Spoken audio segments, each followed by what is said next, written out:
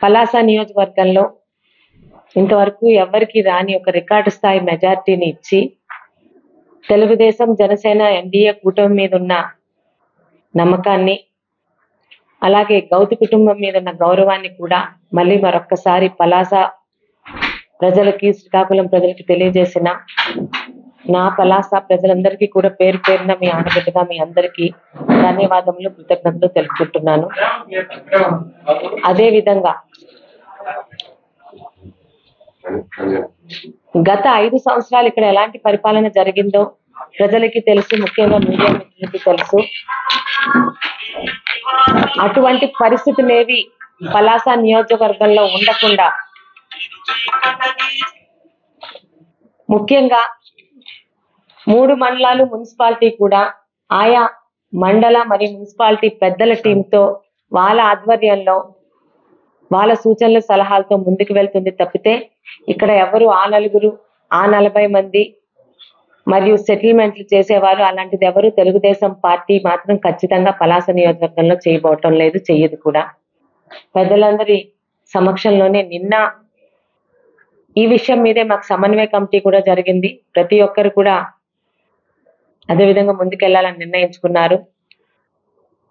మరి అన్ని వర్తక వ్యాపార వర్గాలకు కూడా నిన్న సాయంత్రం రౌండ్ టేబుల్ సమావేశం పెట్టి వారికి కూడా ఈ 5 సంవత్సరాలు పలాస నియోజకవర్గంలో మా ఎన్డీఏ కూటమి తాలూకా లక్ష్యాలు చాలా స్పష్టంగా చెప్పాము. ఏదైతే ఎన్నికల ముందు సేవ్ పలాస అన్న నినాదం ఇచ్చామో దానికి 100కి 100% కట్టుబడి ఉన్నామని చెబుతూ, అదే విధంగా ప్రతి చేతికి పని ప్రతి చేనుకు నీరు మాటలు చెప్పి గెలిచిన తర్వాత మాటలు మార్చే పరిస్థితి తెలుగుదేశం పార్టీకి లేదు.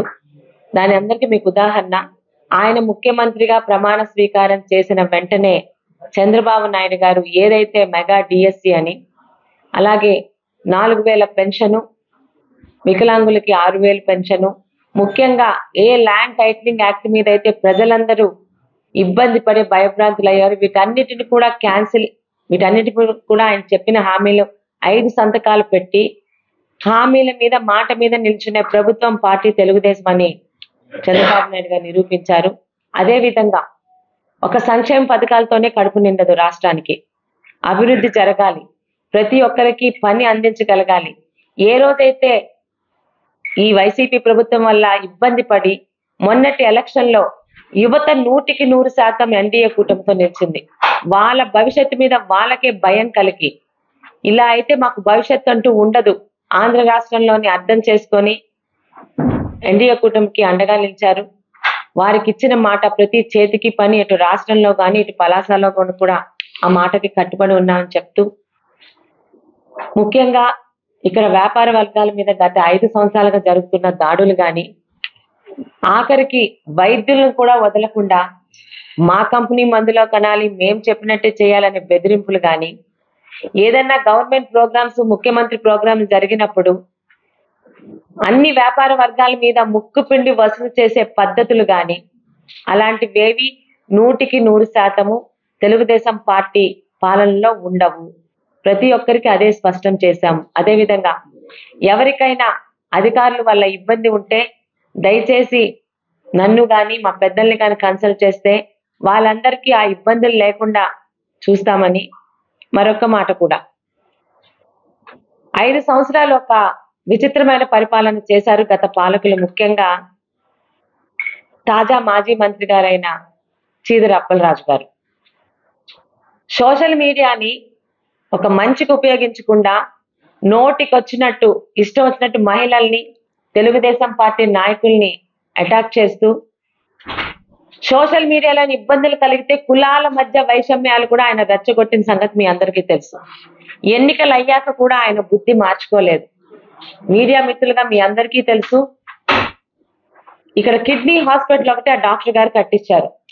ఎన్నికల విధుల్లో ఎన్నికల కోడ్ను అనుసరించి అక్కడున్న వైఎస్ఆర్ అనే అక్షరాల్ని ఇక్కడున్న మున్సిపాలిటీ సిబ్బంది తొలగించారని వాళ్ళు కూడా చెప్తే, ప్రజల కళ్ళు కప్పి ప్రజలకి మభ్య పెట్టడానికి టీడీపీ వాళ్ళు నన్నేమి చెయ్యలేక నేను కట్టించిన హాస్పిటల్ మీద దాడి చేశారన్న పచ్చి అబద్ధాన్ని సిగ్గు పడకుండా సిగ్గు లేకుండా ప్రజల మధ్యకి తీసుకొని వచ్చారు.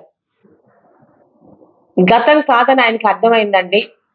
ఆధారాలతో సహా ఆయన అన్న మాటల్ని, ఆయన చేసిన వికృత చేష్టల్ని, అబద్ధాల్ని కూడా ఎస్పీ గారికి కంప్లైంట్ ఇవ్వడం జరిగింది. మరి మీ అందరికీ ఈ విషయం తెలిసే ఉండొచ్చు. ఆయన మీద నాన్ బెయిలబుల్ ఎఫ్ఐఆర్ కూడా రిజిస్టర్ అయింది. అనుకుంటే అరెస్ట్ చేసి తీసుకుని వెళ్తారు. అంటే ఇది అప్పల్ రాజు గారితో పాటు సోషల్ మీడియాలో నోటికొచ్చినట్టు మాట్లాడతాము, కులాల మధ్య వైషమ్యాలు సృష్టిస్తాం అనుకునే వాళ్ళకి మొదటి ఆఖరి హెచ్చరిక. పరిపాలనలోని విమర్శలు ఉంటాయి. నేను కూడా దాన్ని ఆహ్వానిస్తాను. సద్విమర్శలు, ఆలోచింపరేగించే విమర్శలు. మేము చెప్పిన హామీలు ఏమన్నా అమలు జరగకపోయినా 6-7 ఏళ్ళప్పుడు కూడా ఎటువంటి నేను చెయ్యకపోయినా హుందాగా ప్రెస్ మీట్ చెప్పి పెట్టండి. ఏమ్మా శిరీషమ్మ, పలాస మున్సిపాలిటీలో శానిటరీ అన్నావు, ఏది ఇంకా మొదలవ్వలేదు. మంచినీరు ఇస్తా అన్నా మొదలవ్వలేదు. రైతులకు నీరు అందిస్తా అన్నా మాట్లాడండి.